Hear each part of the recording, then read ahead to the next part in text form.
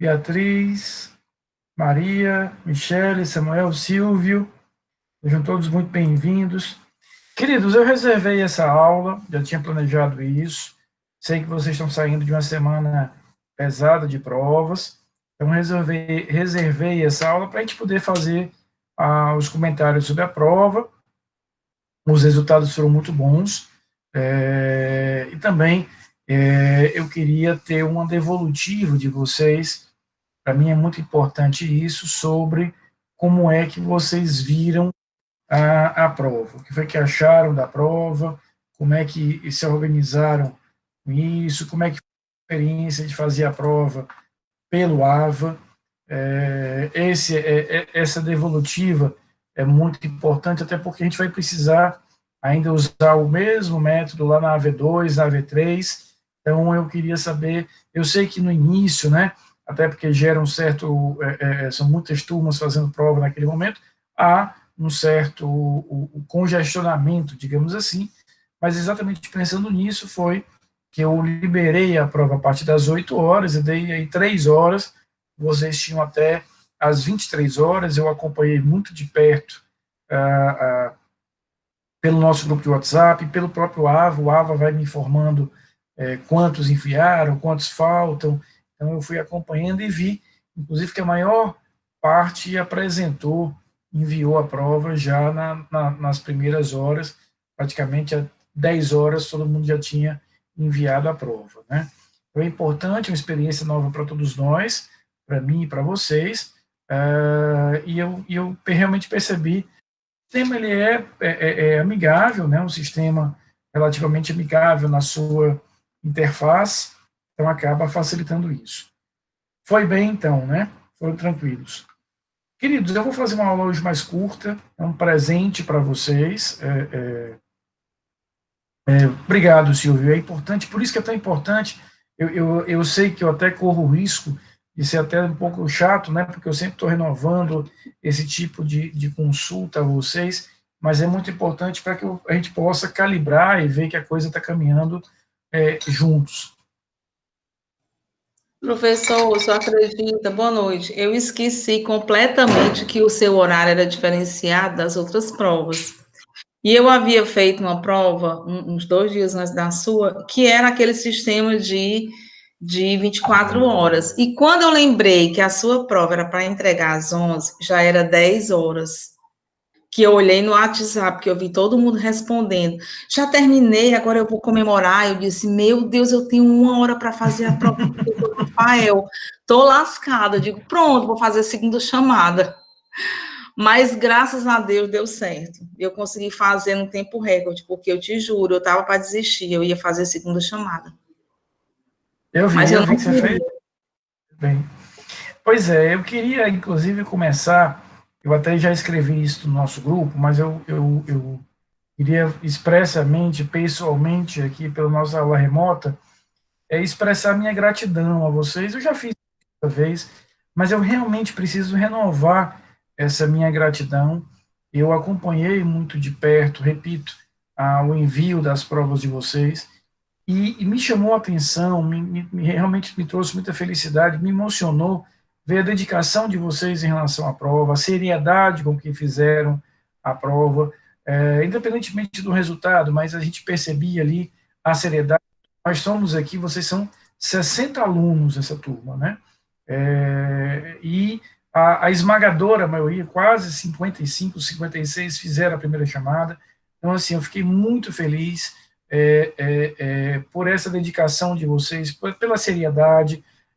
E aqui eu confesso até uma situação que eu vivi ontem, num grupo de professores, muitos colegas professores dizendo que estavam muito preocupados porque os alunos praticamente não iam à aula, não assistiam às aulas dele, e eu confesso que eu fiquei calado, apenas li as mensagens, não me manifestei, porque o WhatsApp às vezes é traiçoeiro, né? Você escreve uma coisa e como não tem a entonação, né, pode gerar ali um sentimento equivocado, mas eu fiquei pensando, disse, poxa, graças a Deus, não tenho isso nas minhas turmas, vocês são testemunhas disso, né? Nem que eu quisesse mentir, eu conseguiria, porque o próprio sala aqui aponta quem são quantos alunos nós temos 60, normalmente as nossas aulas, hoje é uma aula mais light, que é comentário de prova, as nossas aulas têm 48, 50, 52 alunos normalmente. Então, assim, eu confesso que eu acabei não comentando nada com os colegas professores, para não soar uma certa gabolice. Tudo que eu não sou é isso. Eu tenho horror à arrogância de qualquer natureza. Mas eu realmente conectei essas coisas na minha cabeça. Primeiro, a dedicação e a seriedade com que vocês fizeram a prova na semana passada, cumprindo os horários, atento ao formato, atento a tudo isso, se ajudando. Eu via que vocês, no grupo, mesmo eu estando muito atento, às vezes não respondia no mesmo momento ali uma mensagem, mas alguém respondia, alguém colaborava, e principalmente a presença, a assiduidade de vocês. Eu já te agradeci a todos, mas queria renovar esse agradecimento, porque eu sei que são tempos complexos, são tempos difíceis, são tempos muito desafiadores, mas vocês seguem firme e eu tenho certeza que juntos a gente vai vencer isso da melhor forma.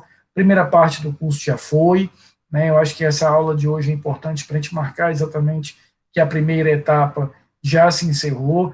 Quinta-feira a gente começa a matéria nova, começa já a segunda etapa. Essa segunda etapa vai até a AV2 aí, que será 27 e 29 de outubro, nos mesmos termos, nos mesmos moldes que nós fizemos a AV1, vai estar lá no AVA, naquele mesmo módulozinho, o mesmo formato. Eu vou só simplificar um pouco, porque depois que eu fiz a prova, até corrigindo as provas de vocês, eu vi que não tinha nenhum sentido, foi tolice da minha parte, colocar aquelas linhas, né?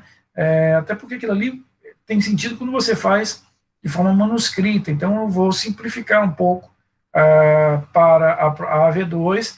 O próprio cabeçalho, eu não tenho como mudar aquilo, porque aquilo ali é um padrão da universidade, mas quanto à identificação, vocês não precisam ter nenhuma preocupação, porque eu recebo no AVA de forma individual, inclusive com o nome e literalmente a fotinho de vocês lá, então não há nenhum risco de eu não conseguir bem identificar a prova de vocês, mas eu vou torná-la para a AV2 um formato um pouquinho mais limpo, mais clean, tirando aquelas linhas, aquelas coisas que não fazem nenhum sentido.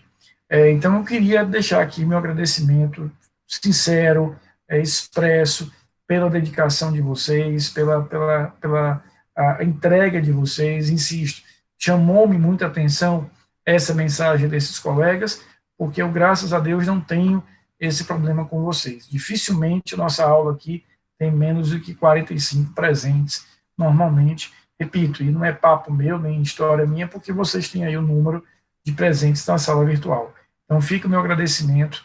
Vencemos a primeira etapa, vencemos bem a primeira etapa, vamos começar aí, quinta-feira, a segunda, vai passar rápido, daqui a pouco a gente já finalizou o semestre com sucesso, com aproveitamento, e é isso que eu quero de vocês, ou seja, vamos encarar com seriedade, vamos encarar com a vontade que a gente precisa encarar, mas sempre lembrando que vamos dar a importância que merece, mas sem estresse desnecessário, sem desgaste desnecessário, porque a gente já tem tanta coisa para se preocupar no atual momento, que a nossa turma, a nossa disciplina não pode ser mais um motivo de preocupação, tá bom? Então, muito obrigado a todos pela seriedade que vem conduzindo, obrigado por a gente ter juntos vencido essa primeira etapa, e vamos aí vencer ainda melhor a segunda etapa, tá? Queria comentar aqui rapidinho a prova, feito esse agradecimento. Primeira chamada, eu perguntava lá, percebendo a fragilidade do sistema informático do órgão público onde trabalha, José, funcionário público, resolveu, por conta própria, e utilizando os conhecimentos adquiridos no curso de Engenharia de Sistemas, melhorar o sistema, fazendo com que o mesmo funcionasse de forma mais segura. José não tinha autorização para isso. A conduta praticada por José é criminosa? É sim, né? Eu confesso que eu fui muito tolerante nas respostas, mas a conduta ela é criminosa, se encaixa lá no 313B, porque independentemente a gente viu que há uma diferença em relação ao 313A, porque independentemente da motivação, o crime vai existir de qualquer maneira, ou seja, mesmo que ele tenha ali uma boa motivação, se ele não tem a autoridade, se ele não tem a permissão, se ele não tem a ciência expressa para fazer isso, ele deve obrigatoriamente, necessariamente, não realizar aquele determinado tipo de correção. Então, resposta é sim, há crime, no caso 313b. A segunda questão dizia o seguinte: José é funcionário da Receita Federal, lotado na alfândega, sabendo que o amigo seu chegará em um voo oriundo de Miami, troca o turno para estar no posto da alfândega quando ele chegar. Quando seu amigo chega, sem que fiscalize a grande bagagem que ele traz, o libera. José praticou um crime? E aí a gente sabe que sim, aquele crime que é o crime de facilitação de contrabando ao descaminho. Caso ele não tivesse, né, efetivamente essa atribuição específica, a gente poderia falar aqui de corrupção, mas eu aceitei as duas respostas. Veja no caso aqui, a gente tem os itens de falso e verdadeiro. O primeiro diz o seguinte: o crime de peculato somente pode ser praticado se o bem apropriado é público. A gente viu que não, né? Tanto, poderia também, Yasmin, eu também considerei a prevaricação nessa segunda questão. Como eu deixei lá bem aberto no final, que vocês considerassem todas as possibilidades, eu admiti também essa resposta. Então, o crime de peculato não é para proteger apenas bem público, né? Eu tenho um bem particular também, então aquele bem particular que esteja sob a guarda do poder público também pode ser objeto do peculato. 2, se no mesmo momento o agente começa praticando o crime de desobediência e acaba praticando o ato de violência contra a pessoa, ele responderá somente pelo ato, pelo crime de resistência. A gente viu isso. Se dentro do mesmo contexto há uma evolução do ânimos, há uma evolução da conduta, ele responde apenas pelo crime de resistência.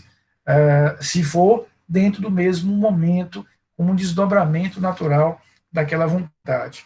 Terceiro, o único bem jurídico tutelado pelos crimes contra a administração pública é o patrimônio público.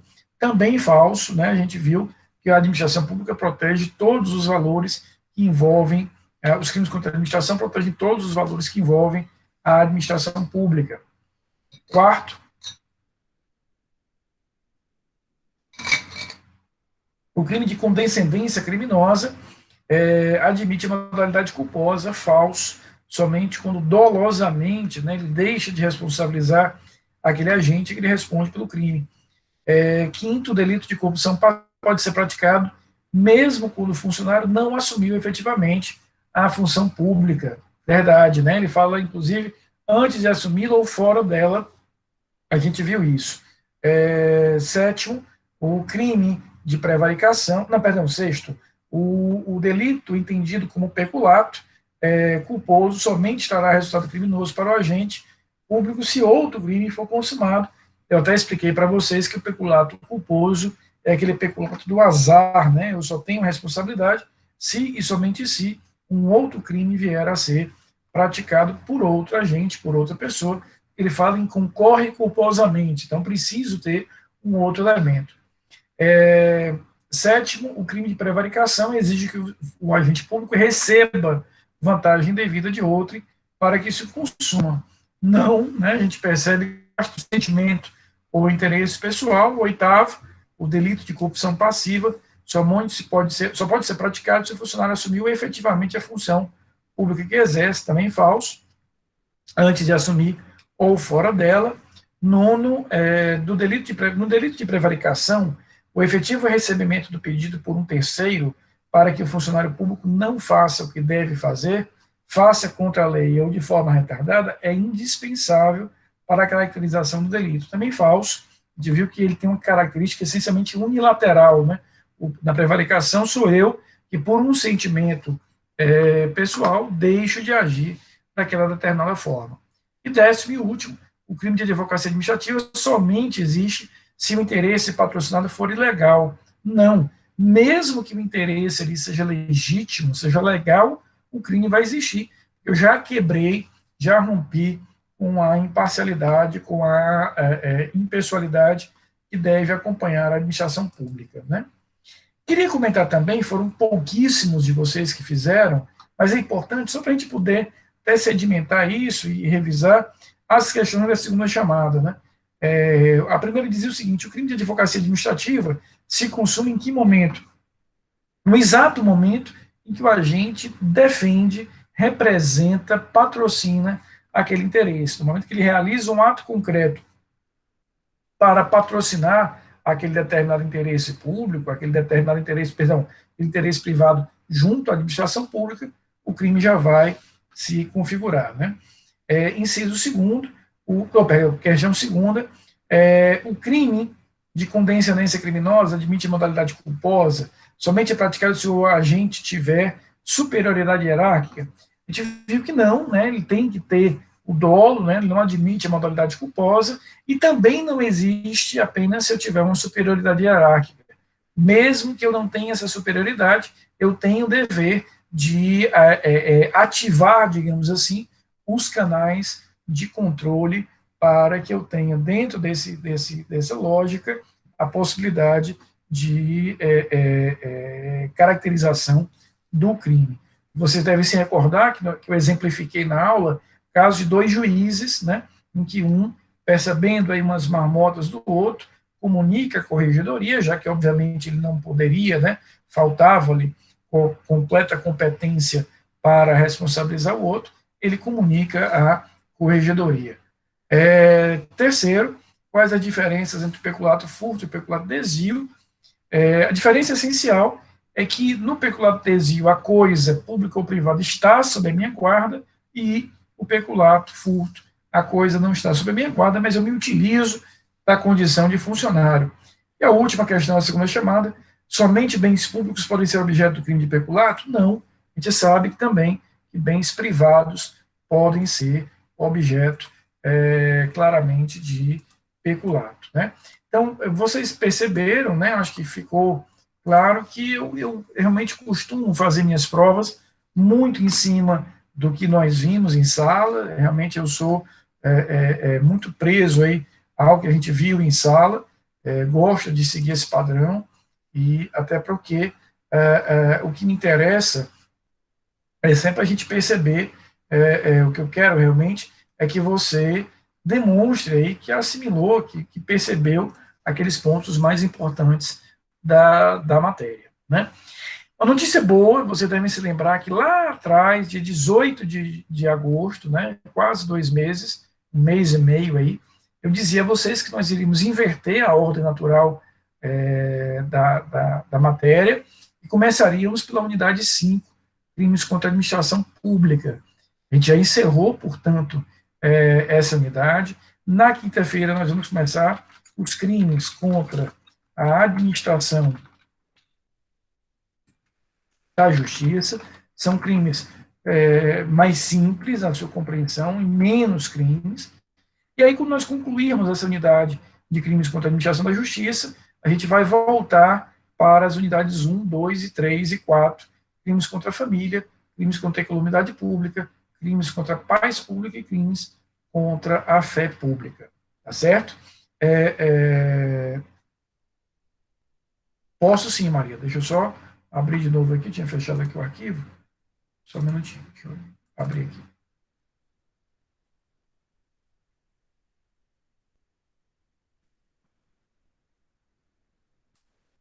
Maria, você fala a ordem das respostas, não é isso?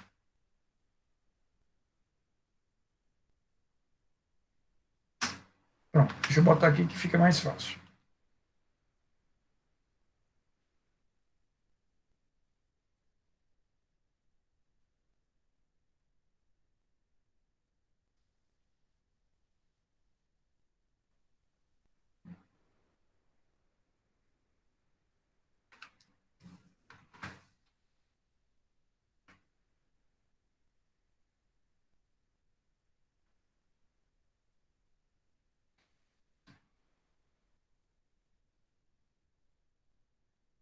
Os resultados foram muito bons, tá?